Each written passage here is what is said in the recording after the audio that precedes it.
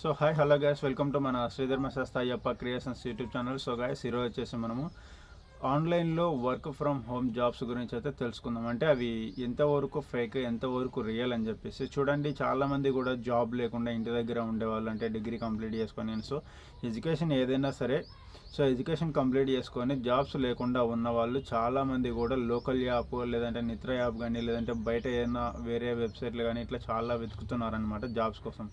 So ఇందులో చాలామంది కూడా అంటే మనకు ఇన్స్టాగ్రామ్లలో కనపడుతుంటాయి, ఫేస్బుక్లలో కూడా కనపడుతుంటాయి. అంటే మీరు ఏదైతే ఒక గూగుల్ సెర్చ్ కానీ, లేదంటే ఒక లోకల్ యాప్ కానీ ఇట్లా ఏదైనా మీరు ఒక దాంట్లో వెతుకుతున్నారంటే ఆటోమేటిక్గా ఇన్స్టాగ్రామ్లో కానీ, లేదంటే ఫేస్బుక్లలో కానీ మీరు ఏదైతే వెతుకుంటారో దాన్ని ఇక్కడ మీకు ఫేస్బుక్లో లేదా ఇన్స్టాగ్రామ్లో చూపించడం జరుగుతుంది. సో కాబట్టి మీరు ఏదైనా ఒక జాబ్ కోసం వెతుకుతున్నారంటే అవి మీరు ఇంకా నెక్స్ట్ టైం మీరు వెతకపోయినా కూడా వాటి గురించి మీకు సజెస్ట్ చేస్తూనే ఉంటుంది అనమాట. సో ఈ విధంగా సజెస్ట్ చేసినప్పుడు మనకు చాలా కనపడుతుంటాయి. మనకి ఆన్లైన్లో work from home 30,000 salary, 40,000 salary, 20,000 salary అని చెప్పేసి. So work from home job ఏదైనా సరే 20,000 అబోనే ఉంటుంది. ఇంకా చెప్పాలంటే 30,000 వరకు కూడా ఉంటుంది. చూడండి ఇక్కడ అవి ఎంతవరకు ఫేక్, ఎంతవరకు రియల్. వాళ్ళు ఒక్కొక్కరు ఒక్కొక్క పని చెప్తారు. అంటే వర్క్ ఫ్రమ్ హోమ్ ఇదో ఈ పని చేయాలండి, డేటా ఎంట్రీ, టెలికాలింగ్ అని చెప్పి. చూడండి, చాలామంది కూడా డేటా ఎంట్రీ, టెలికాలింగ్ అని చెప్పి చాలామంది అంటున్నారు. బట్ అవి ఎంతవరకు నమ్మాలి మనం? డేటా ఎంట్రీ, టెలికాలింగ్ అంటే ఏం లేదండి. డేటా ఎంట్రీ విషయానికి వచ్చినట్లయితే మనకి ఎవరైతే కంపెనీలో జాయిన్ అవుతుంటారో వాళ్ళకి సంబంధించిన డాక్యుమెంట్స్ మన కంపెనీలో వెరిఫికేషన్ చేసి సో వాళ్ళని కంపెనీలో జాయిన్ చేయాల్సి ఉంటుంది. అలాగే వచ్చేసి వాళ్ళకి సంబంధించిన కంప్లీట్ డీటెయిల్స్ అనేటివి మన కంపెనీకి సబ్మిట్ చేయాల్సి ఉంటుంది. అదొక పని చెప్తారు. నెక్స్ట్ వచ్చేసి మనకు కొన్ని మెయిల్స్ వస్తాయి. ఆ మెయిల్స్ని మన కంపెనీకి ఫార్వర్డ్ చేయాలి అని చెప్తారు. నెక్స్ట్ వచ్చేసి ఎవరైనా కంపెనీకి ప్రోడక్ట్స్ సంబంధించి ఇట్లా ఏవైనా ఒక మెయిల్స్ లేదంటే ఏమైనా పంపించారంటే సో ఆ ప్రోడక్ట్ సంబంధించి మనము సిస్టంలో సబ్మిట్ చేయాల్సి ఉంటుంది, డాక్యుమెంట్స్ అన్నీ కూడా. అలాగే వచ్చేసి ప్రోడక్ట్ సంబంధించి ఇన్ఫర్మేషన్ మొత్తము మనము ఆ యొక్క సిస్టంలో అయితే సేవ్ చేసుకోవాల్సి ఉంటుందని ఇట్లా వాళ్ళకు సంబంధించి వాళ్ళ సీనియర్లు వాళ్ళకి ఏదైతే ట్రైన్ చేస్తారో అదే మనకు కూడా చెప్తారనమాట. సో ఇది వచ్చేసి డేటా ఎంట్రీ. నెక్స్ట్ టెలికాలింగ్ అంటే ఏంటి? టెలికాలింగ్ అనేది డైలీ 10 to 15 కాల్స్ వస్తాయి. సో ఆ కాల్స్ అనేటివి మనము అటెంప్ట్ చేసి కంపెనీ గురించి ఎక్స్ప్లెయిన్ చేయాలి అంటారు. సో నెక్స్ట్ ప్రాసెస్ ఏంటంటే, ఇప్పుడు మనం ఎవరికి అంటే ఈ జాబ్ కోసం ఎవరికైతే కాల్ చేసి ఉంటామో వాళ్ళు మనకి ఏం చెప్తున్నారు, అక్కడ ఒక కంపెనీ గురించి ఎక్స్ప్లెయిన్ చేస్తున్నారు, కంపెనీలో ఉండే వర్క్ గురించి ఎక్స్ప్లెయిన్ చేస్తున్నారు. సో అందులో మనం వర్క్ ఏం చేయాలి, శాలరీ ఎంత, సో కంప్లీట్ ఇన్ఫర్మేషన్ అనేది కంపెనీ గురించి వాళ్ళు మనకు చెప్తున్నారు. ఓకేనా? సో ఇదే పని మనం అక్కడికి వెళ్ళిన తర్వాత మనకి ఎవరైనా కాల్ చేసి మనకి చెప్పాలి అంటారు. బట్ ఇదంతా కూడా ఫేక్ అండి. సో అంటే ఫేక్ అని నేను చెప్పడం లేదు, బట్ డబ్బులు కట్టించుకునేటివన్నీ ఫేక్. సో ఎందుకంటే మీకు జాబ్ ఇచ్చే వాళ్ళు కూడా మీ దగ్గర నుంచి డబ్బులు ఎక్స్పెక్ట్ చేయరు. ఓకేనా?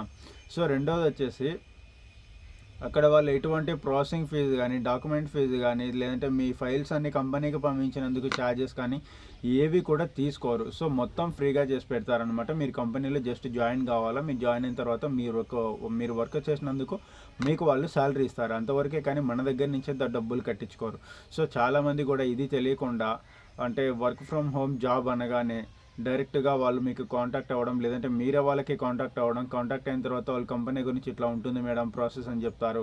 సో ఆ తర్వాత వచ్చేసి నమ్మిస్తారు, మాకు కూడా శాలరీలు పడినాయి, మేము శాలరీ పడకపోతే మేము ఎందుకు చేస్తామనే రేంజ్లో మాట్లాడతారనమాట వాళ్ళు. సో కాబట్టి వాళ్ళు ఏ విధంగా మాట్లాడినా సరే ఓకే మీకు అమౌంట్ పడింది శాలరీ, ఓకే మరి మీకు శాలరీ పడింది కదా, ఎన్ని సంవత్సరాల నుంచే చేస్తున్నారు, పోనీ ఎన్ని నెలల నుంచే చేస్తున్నారు, రీసెంట్గా జాయిన్ అయ్యారా, ఓకే ఒకవేళ రీసెంట్గానే జాయిన్ అయినారు మాకు ఇంకా పేమెంట్ పడలేదు అని అన్నారనుకోండి, అది వదిలేయండి.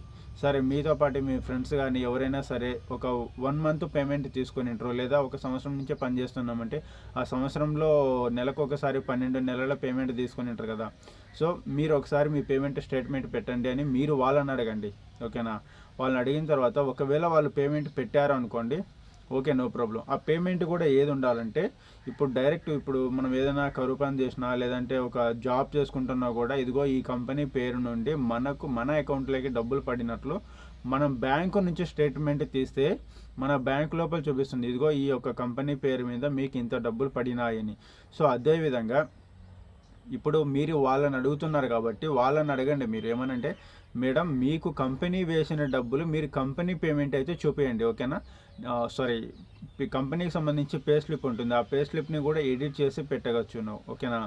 సో పే స్లిప్ నమ్మద్దండి. రెండోది వచ్చేసి కంపెనీకి సంబంధించి వాళ్ళకంటూ ఒక ఐడి ఉంటుంది, ఆ ఐడి తరపున మనం ఐడి నెట్లో కొట్టి చూసుకున్నామంటే అంటే వాళ్ళకే పర్మిషన్ ఉంటుంది, బట్ వాళ్ళు దాన్ని ఐడి దాంట్లో అంటే లాగిన్ అయ్యేసి అక్కడ వాళ్ళకి పడిన పేమెంట్ అనేది స్క్రీన్ షాట్లు తీసి మనకు పెడతారు, బట్ మనకు కావాల్సింది అది కాదు.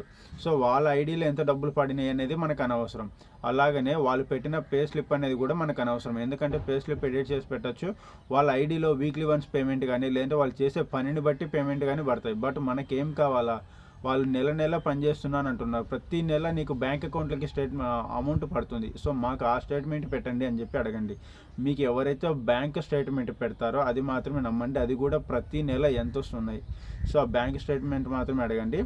వాళ్ళు ఏ బ్యాంక్ అయినా సరే, మాకు ఫోన్పే లేదు, మేము వేరే వాళ్ళ పేరు మీద చేసుకున్నాం, మా అమ్మ పేరు మీద ఉంది, మా నాన్న పేరు మీద ఉంది అని చెప్పేసి వాళ్ళు చెప్తా అంటారు బ్యాంక్ స్టేట్మెంట్లు, మాకు ఫోన్పేలు ఉన్నాయి, ఫోన్పేలలో స్టేట్మెంట్లు రావు కదా అని చెప్పేసి. చూడండి ఇక్కడ ప్రతి ఒక్కరు కూడా వాళ్ళది ఏ బ్యాంక్ అయితే ఉంటుందో, ఎస్బీఐ అయితే యోనో ఎస్బీఐ అని, యూనియన్ బ్యాంక్ అయితే దానికి సంబంధించి, ఫెడరల్ బ్యాంక్, యాక్సిస్ బ్యాంక్, ఏ బ్యాంక్ అయినా సరే ఆ బ్యాంకుకి సంబంధించి ఒక అప్లికేషన్ ఉంటుంది, పర్సనల్ అప్లికేషన్. దాంట్లో మనం ఓవరాల్గా స్టేట్మెంట్లు, బ్యాలెన్స్ ఎంక్వైరీ, ఇట్లా ఎవ్రీథింగ్ చూసుకోవచ్చు అనమాట. సో కాబట్టి ఇలాంటి యాప్లు లేకుండా ఎవరు లేరు ఇప్పటి కాలంలో. సో కాబట్టి ఎవరైనా సరే వాళ్ళ ఐడికి సంబంధించి పేమెంట్ రిసిప్ట్ మీకు పెట్టినా నమ్మకండి. అలాగే వచ్చేసి వాళ్ళ ఐడికి సంబంధించి పే స్లిప్ పెట్టినా కూడా వాళ్ళ కంపెనీకి సంబంధించింది మీరు నమ్మద్దండి. సో ఈ పే స్లిప్లు ఎడిట్ చేయొచ్చు, ఐడి కార్డులలో ఐడి మీద పడిన శాలరీ కూడా పెద్ద మ్యాటర్ అయితే ఏం కాదండి, అది కొంచెం శాలరీ వాళ్ళు చేసిన పనికి మాత్రం పడుతుంది. అంటే ఒకవేళ మనుషుల్ని జాయిన్ చేయడం, ఈ విధంగా ఒకవేళ ప్రాసెస్ వాళ్ళ కంపెనీలో ఉంది అనుకోండి, వాళ్ళు ఇంతమందిని చేర్పించుంటారు, ఆ అమౌంట్ మాత్రమే వాళ్ళకి ఐడి కింద జనరేట్ అయి ఉంటుంది, బట్ ఆ ఐడిని మీకు తీసుకొని వచ్చి చూపించచ్చు, బట్ అట్లా కాదండి మీకు కావాల్సింది.